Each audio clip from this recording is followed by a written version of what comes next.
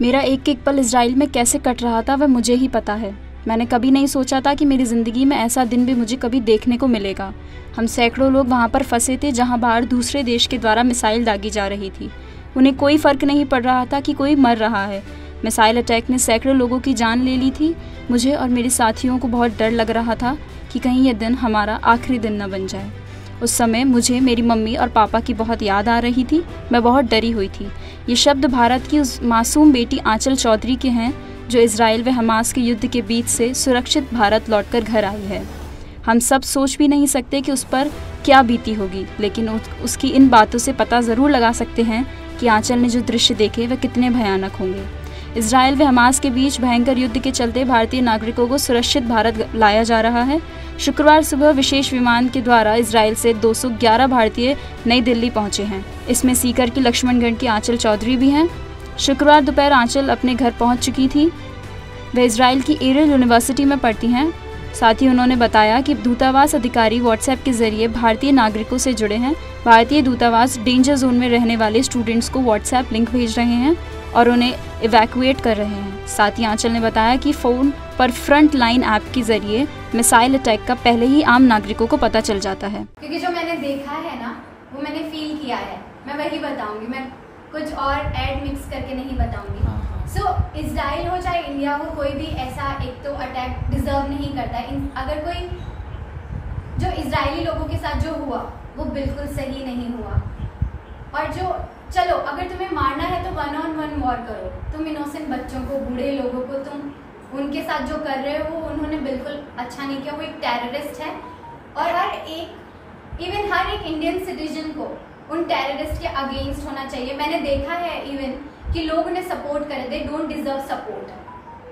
मतलब इंडियंस को तो बिल्कुल नहीं करना चाहिए। अगर मैं अपनी बात करूँ तो अगर मुझे ट्रेनिंग दी होती इंडिया ने तो डेफिनेटली मैं इंडिया नहीं आती, मैं वहाँ पे रहती। क्योंकि उन्होंने 4 महीने में मुझे इतना अच्छा फील कराया, मुझे लगा नहीं मैं दूसरी जगह हूँ। और कोई भी इंडियन नहीं आता, कोई भी इंडियन नहीं आता। सब वहाँ बहुत खुश थे। जो लोग 5-5 साल वहाँ रहे उन्होंने कभी ऐसा नहीं देखा। उन्होंने हमेशा अपनी कंट्री जैसा फील किया है। और अगर अपने लोगों के साथ ऐसा हो रहा है तो बिल्कुल अच्छा नहीं हो रहा। और उन टेररिस्ट पे मुझे तो नहीं लगता 1% भी हमें दया दिखानी चाहिए। दे डोंट डिजर्व, वो जिंदा नहीं रहने चाहिए।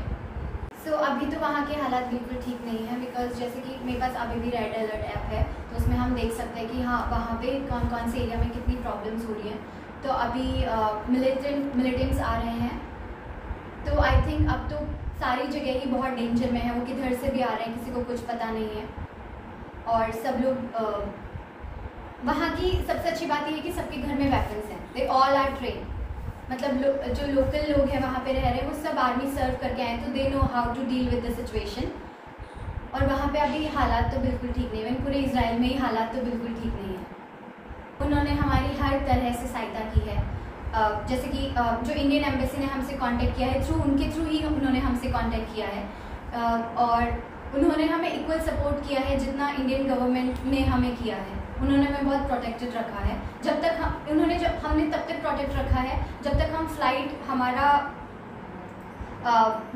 फ्लाइट नहीं आ गया इंडिया, उन्होंने हमें तब तक सेफ रखा है। इंडिया के लोग कितने थे वहाँ पे आपके? इंडिया के लोग वहाँ पे जहाँ तक मेरा नॉलेज कहता है वहाँ पे 18,000 से 20,000 इंडियंस हैं, जिनमें से अप्रॉक्स हाफ स्टूडेंट्स हैं और हाफ वर्कर्स हैं। आप जिस फ्लाइट में आए उस फ्लाइट में कितने लोग आए थे? जिस फ्लाइट में मैं आई उसमें 211 लोग आए थे। 30 जून 2023 को इजराइल गई थी। भारत सरकार ने ऑपरेशन अजय चलाया है इजराइल से अपने लोगों को भारत लाने के लिए। तो ये मेरे ख्याल से भारत की सरकार है, उसकी विदेश नीति कितनी शानदार है, कितनी त्वरित कार्रवाई हुई है कि हमने सोचा था, मिकी ने टिकट बनाया था और वेट कर रही थी कि भाई कब क्या होता है, हमें चलना चाहिए कि नहीं चलना चाहिए, इस पर भी मंथन चल रहा था।